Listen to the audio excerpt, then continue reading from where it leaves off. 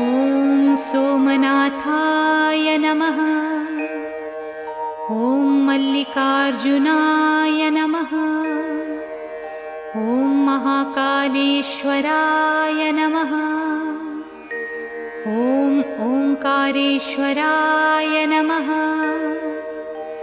ॐ वैद्यनाथाय नमः। ॐ भीमशंकराय नमः। ॐ रामेश्वराय नमः।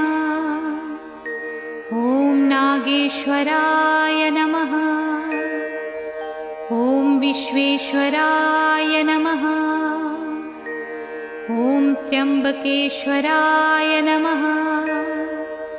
ॐ केदारेश्वराय नमः। ॐ भुस्मेश्वराय नमः।